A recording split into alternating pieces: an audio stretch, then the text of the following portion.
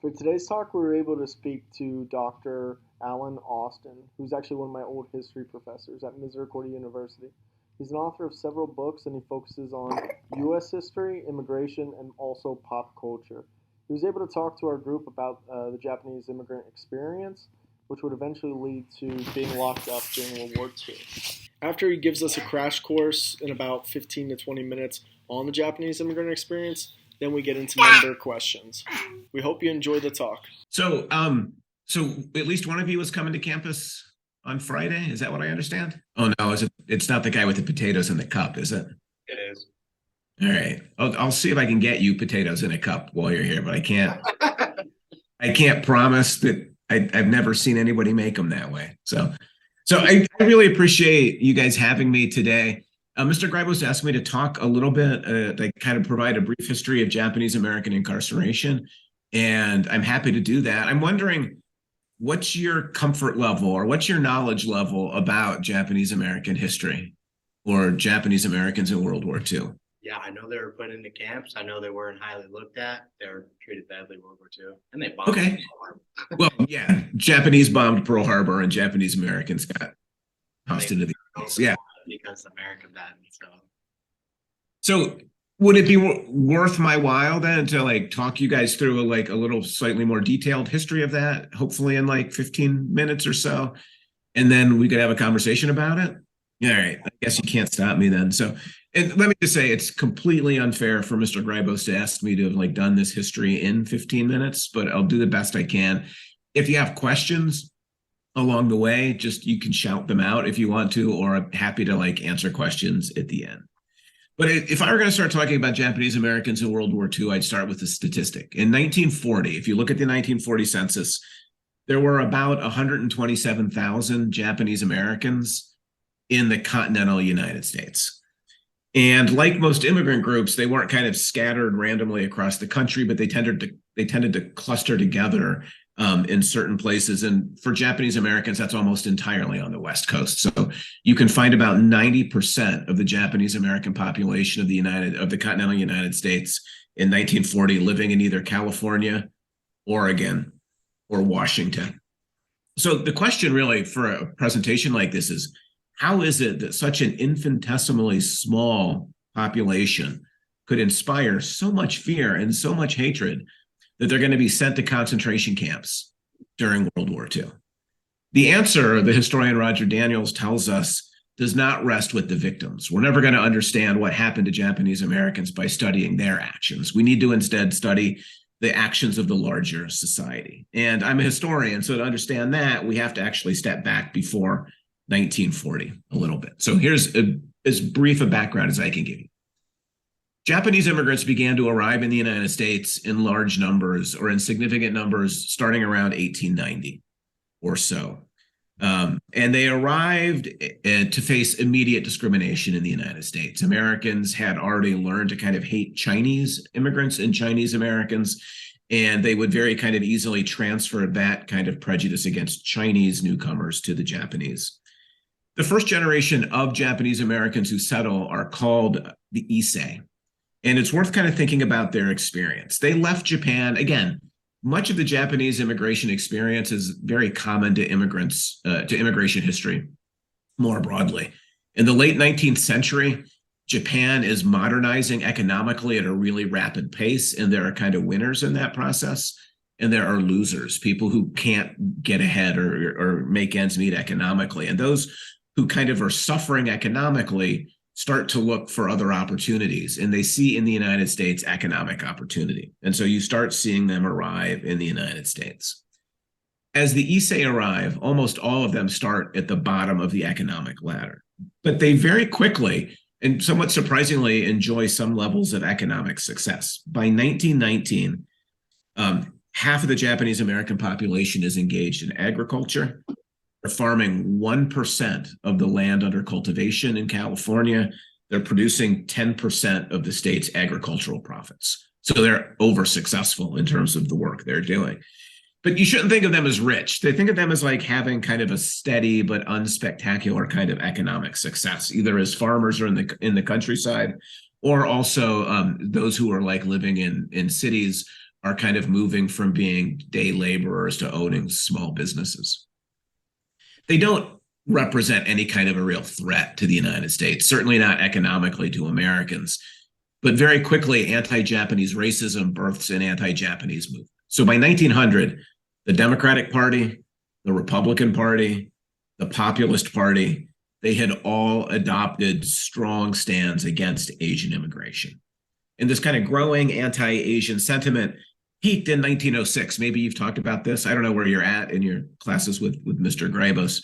But in 1906, the San Francisco School Board announced that it was going to segregate all Japanese American students. Up to this point, they had been going to school with white students. And in 1906, the school board in San Francisco says, we're not going to allow that anymore. We're going to send Japanese Americans to segregated schools. The president at the time was Teddy Roosevelt, and he was really furious at this decision by the San Francisco School Board for very practical reasons. Teddy Roosevelt understood that Japan, by 1906, is a rising power in the world. Like, you can't afford to offend the Japanese for no reason. He's looking to try to find some way to get along with them. And so Roosevelt is furious. He has to figure out a solution to this problem. So he enters into negotiations with the Japanese government, and they eventually craft an agreement. It's called the Gentleman's Agreement of 1907, 1908.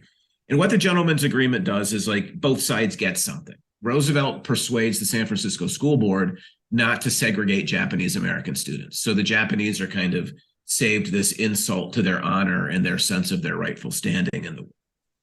In exchange, the Japanese government promised to stop issuing passports to Japanese laborers. So in effect, if you're a Japanese laborer and you want to come to the United States, you have to get that passport. So as long as the Japanese government refuses to give laborers passports, there's no more immigration to the United States from Japan, except for like small groups of people, a couple of businessmen, some academics. But really, the Gentleman's Agreement is going to stop the flow of Japanese immigration in 1908.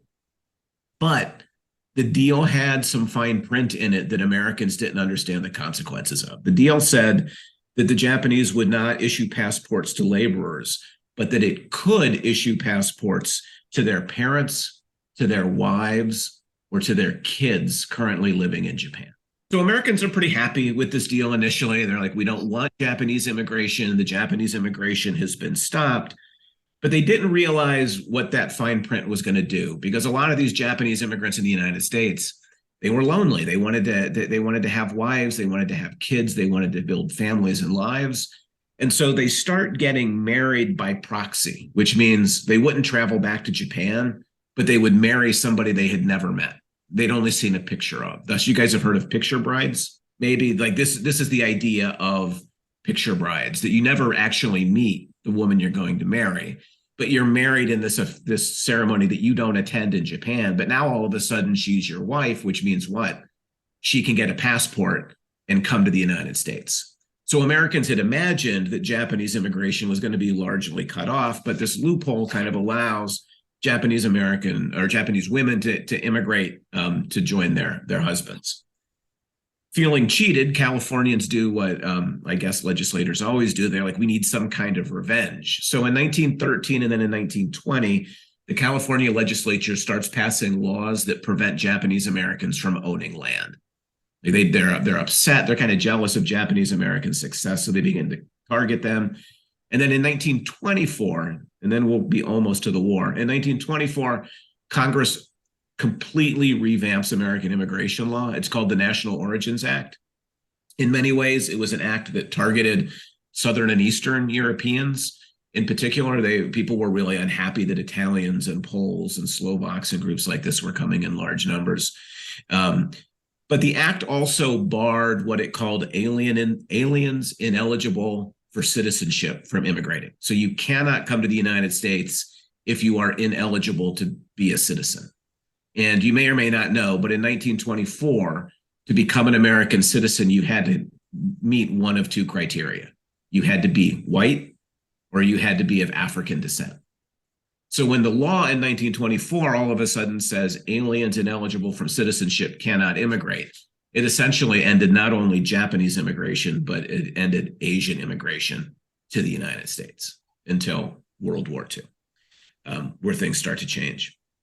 So the problem from the Americans' point of view is that the Immigration Act comes too late. Too many picture brides have arrived, and the Japanese American community is growing just kind of through natural increase. People are having kids, and we get a new generation, the second generation called Nisei. So we've got the Issei, the original immigrants.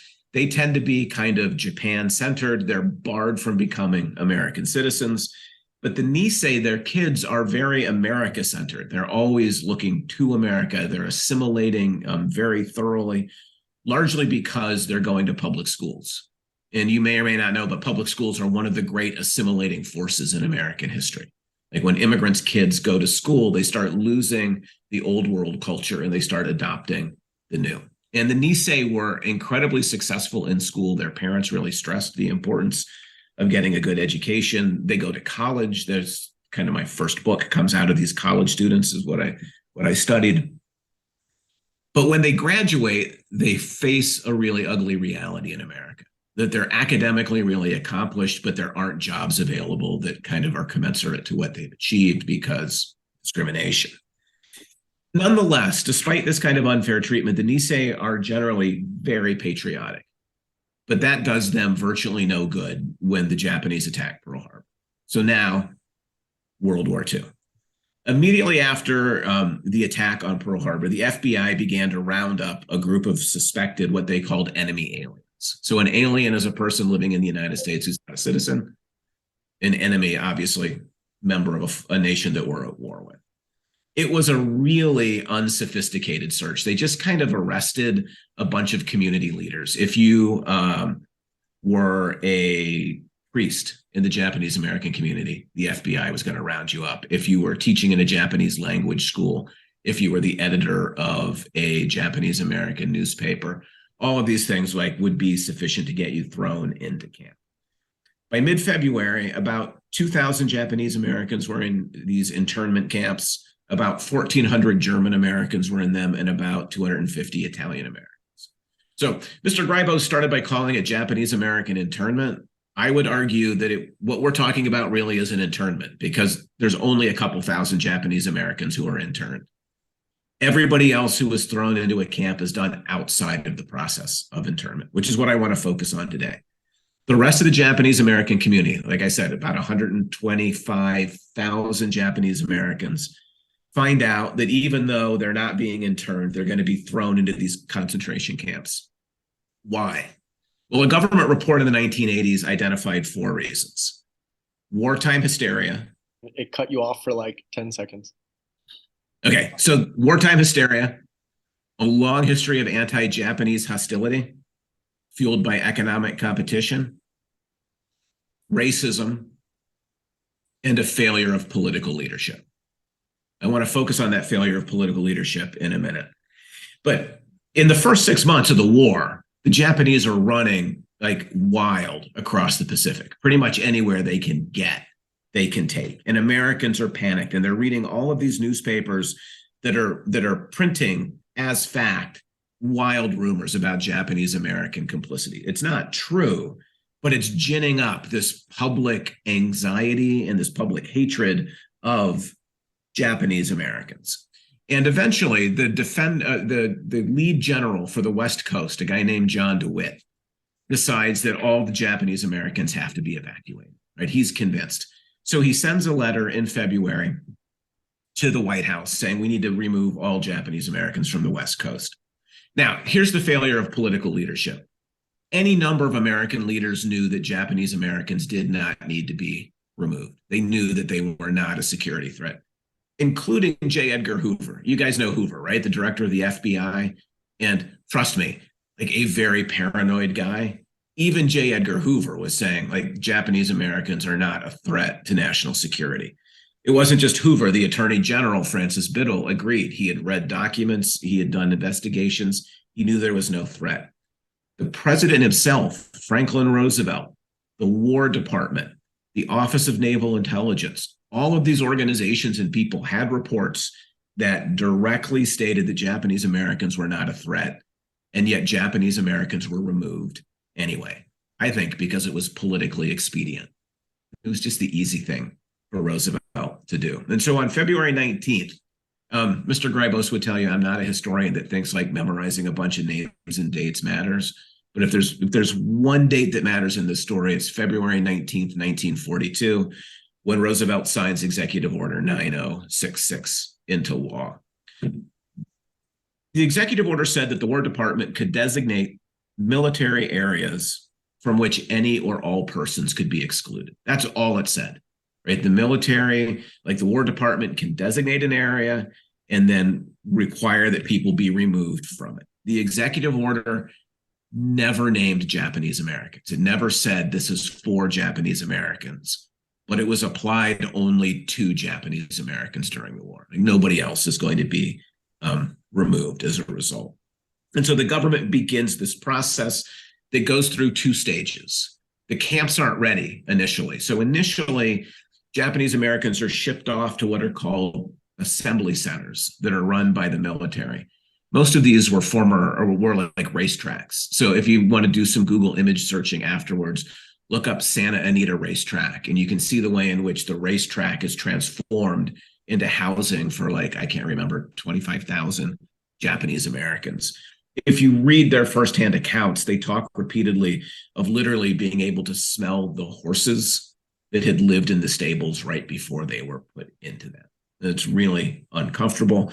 They stay there for several months before they're moved to the more permanent 10 concentration camps run by the war location. A couple of quick points about this process, and then I'll let you ask some questions. Japanese Americans were told when they were forcibly removed from their homes that they could take with them only what they could carry.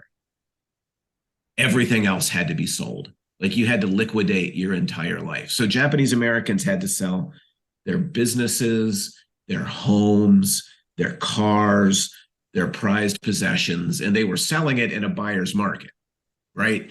Everybody knew Japanese Americans were leaving. Everybody knew they had to get rid of this stuff. And so they get literally pennies on the dollar. They sell all of their stuff for a fraction of what it's actually worth. But it's not just the economic loss. Imagine you're a college student and your education is interrupted. Imagine that you're a lawyer and your career is interrupted.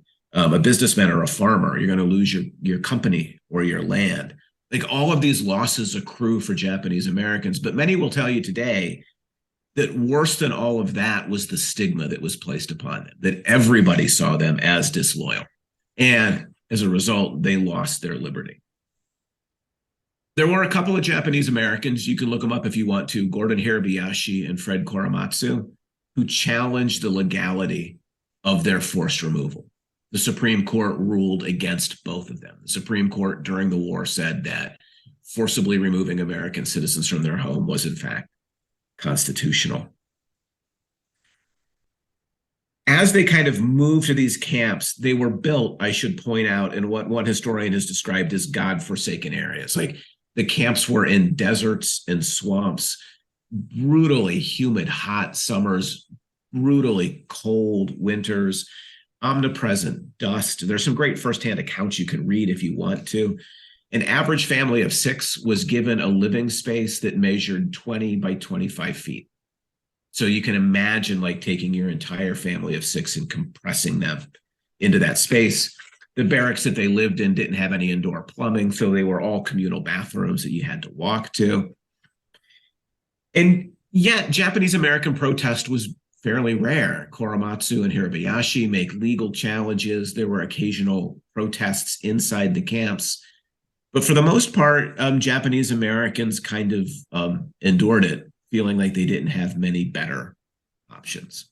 So finally, the government did eventually implement some leave programs. So one of the first groups to leave, thus my book, were college students. The government saw college students as really well assimilated and thought they would fit well in the Midwest, in the East Coast. You could also leave for jobs if you had a guarantee of employment. And believe it or not, you could leave for military service, because in 1943, the government came to the camps and said to these Nisei men who they had thrown into camps, we would like you to volunteer to fight in Europe as part of a segregated unit. And so it's a very famous military unit. They're known as the 442nd.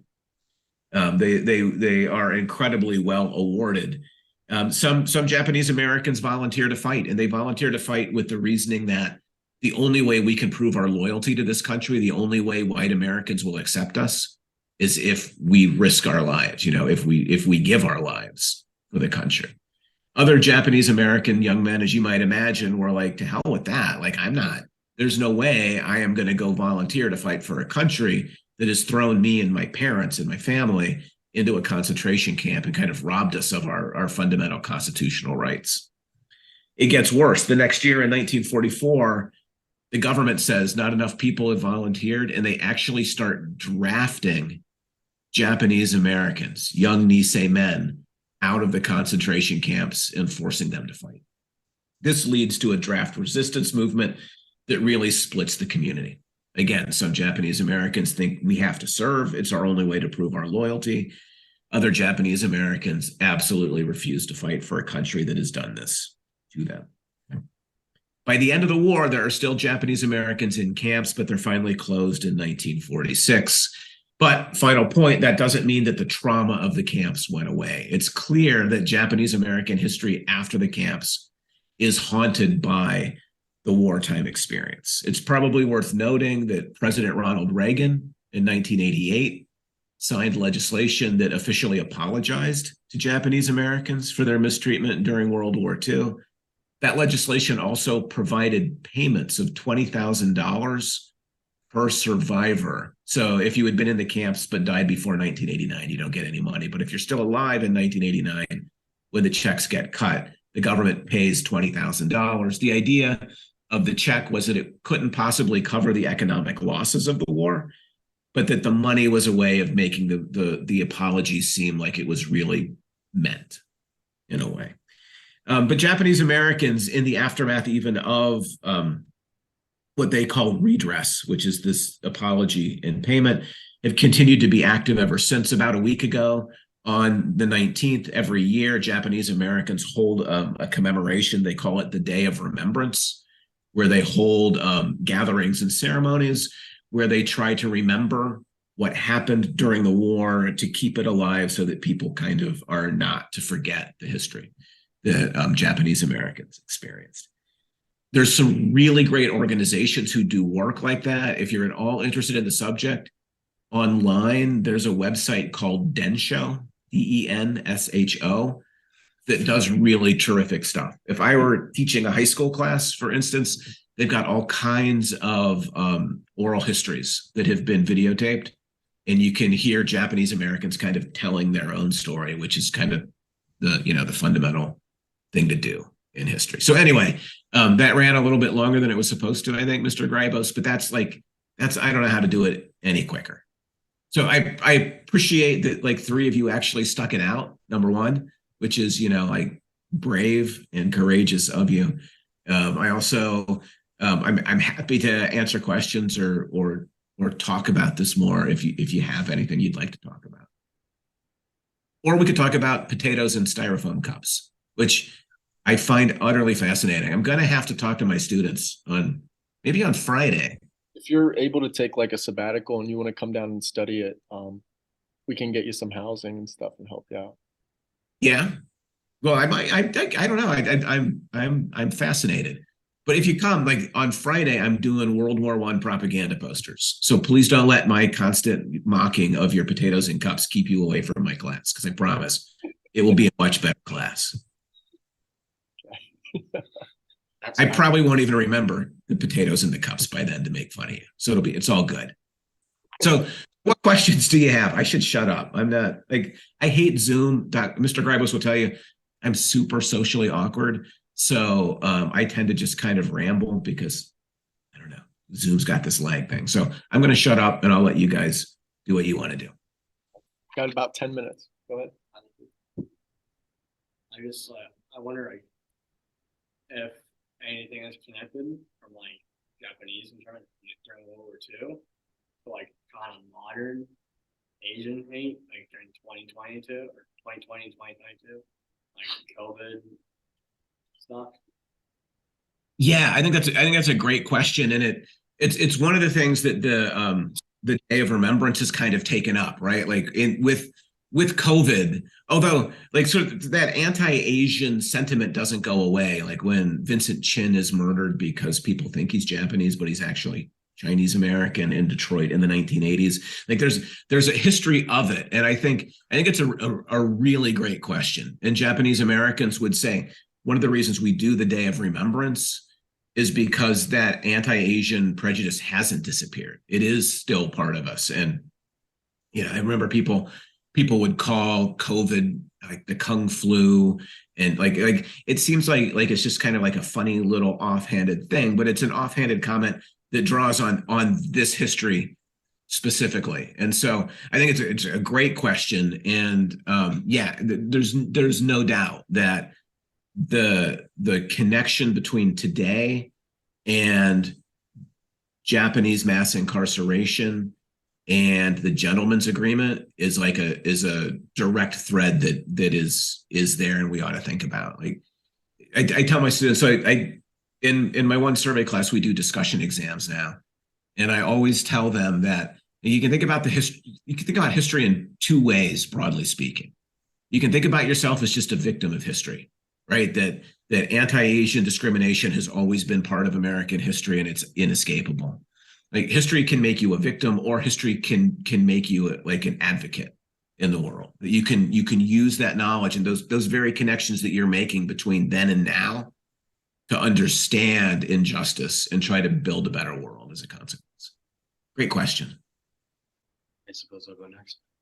The Japanese American regiment that you mentioned before, I forget exactly whether it was 442, 440th regiment.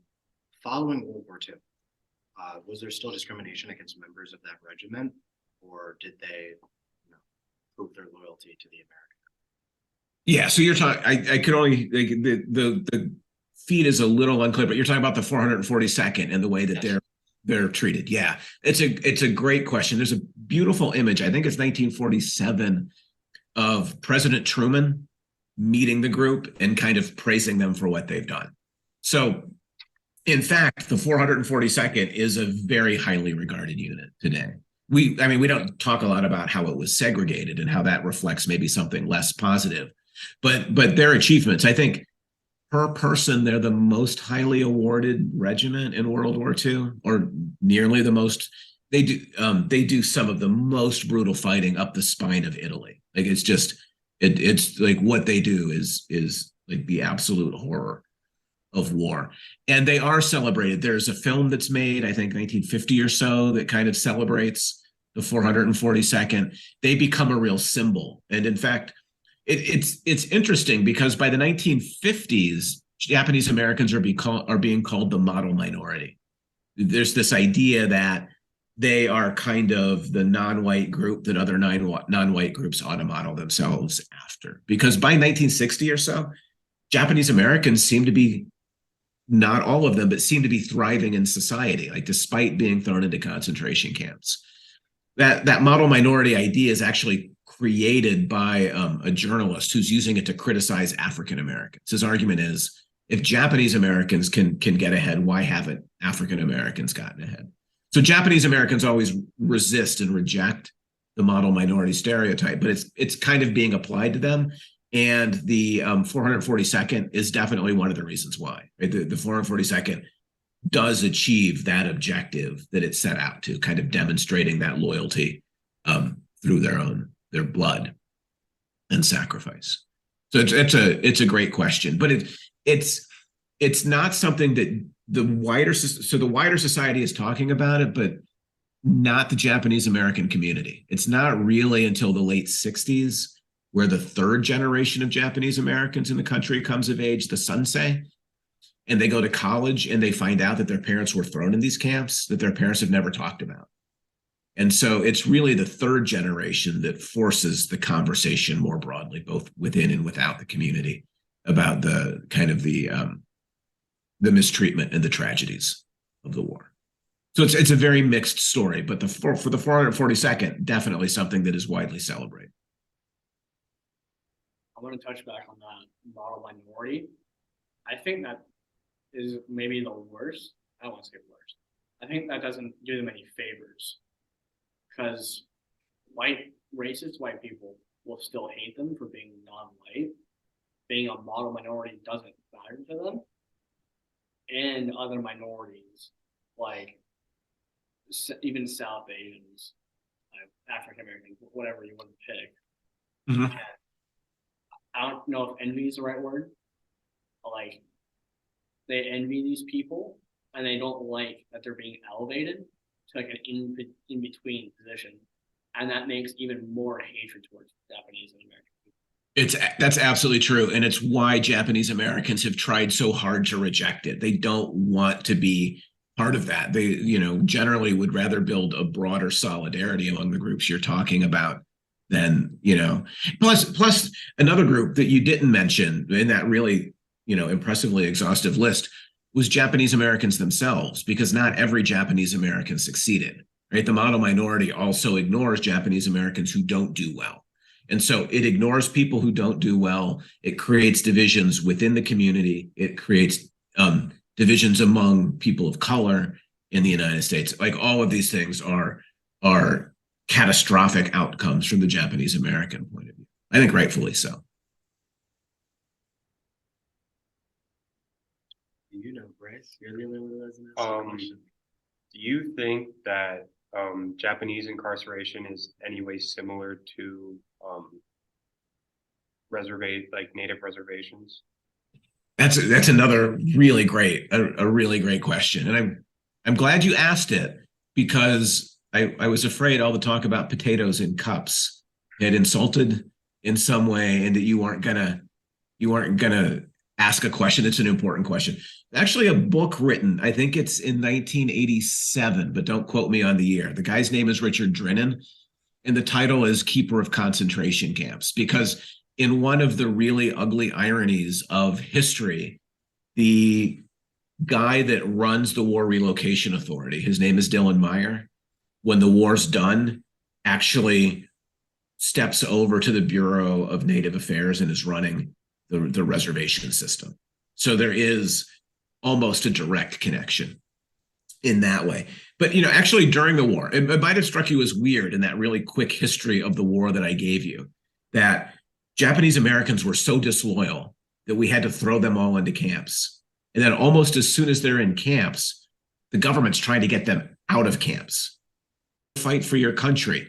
And in part, that's because the government, almost as soon as Japanese Americans start showing up in the concentration camps, the argument they start making to each other, not the Japanese Americans, the government officials to each other, is that if we don't move Japanese Americans out of these camps, they will become permanent reservations like we have for Native Americans. And we don't want that to happen. So almost immediately to your question, government officials were making a connection between Native American reservations and the camps they were building for Japanese Americans, and were trying to kind of course correct for them. Again, the book is Keeper of Concentration Camps, if you want to read the really detailed, in-depth exploration of those kinds of connections. So if they realized that that was going to happen and they were trying to stop that from happening, why do you think they wouldn't try to fix that with native reservations already? I think that, and this is a very long and complicated history that Mr. Gribos would be happy to know. I'm now teaching a survey class on U.S. environmental history that does hopefully all with Native Americans that he was always telling me that I needed to do. So progress, John, and you got to give me credit for that. What I would say about Native Americans is that the government had been trying on different solutions for a long time and had never been able to find the right one. So that, like, we see in the history of white Native American relations, kind of the shifting back and forth between reservations, between assimilation, between kind of forcing them into mainstream society versus respecting their traditions. And I think that while a small handful of government officials kind of saw the contradiction or the similarity and the contradiction between the two groups, most Americans didn't. And most Americans kind of assumed kind of a racial inferiority that they felt kind of handcuffed them in the way that they were able, or it handcuffed what they were able to do or not with Native Americans. They will like try new policies after the war with Native Americans. They're not going to do well. So we've about just under 2 minutes left. I wanted to ask you two questions to kind of close. What are Okay. some of the biggest misconceptions with the Japanese internment, and then also your advice to history students just generally? Yeah. So, and I hate to do this, but I feel like the biggest misconception that we need to avoid is the idea of internment. That in fact, what happened to the mass majority of Japanese Americans was not internment. Internment was a legally defined process. The 2,000 or so, 2,200 Japanese Americans who are interned by the Department of Justice are being treated within the legal system. But when we call Japanese American incarceration internment, what we're doing is we're kind of using a euphemism that allows us to pretend as if what was done to Japanese Americans was constitutional or legal. It was not. But that, so we should always be careful of language when we're talking about this, because like internment is ubiquitous. Everybody uses it. So your second question was, because I must have a solid 40 seconds left to talk about. Yes. It was just advice to history students, and you have about 30 seconds, then it just closes and just shuts All right. down on you abruptly. So here's my advice. Like if you're a history student and you love history, read, explore broadly. Don't limit yourself to one time or one era. Think about those connections like Native Americans to Japanese Americans, but read broadly. Oh, and come to Misericordia on Friday and enjoy my World War I propaganda class. I can't promise potatoes in cups, but you know, who's to say they won't be there? You're never coming to my class, right? Yeah, you're welcome. You're welcome. It was nice to talk to y'all. Thank you. Have a good day. We'll see you soon.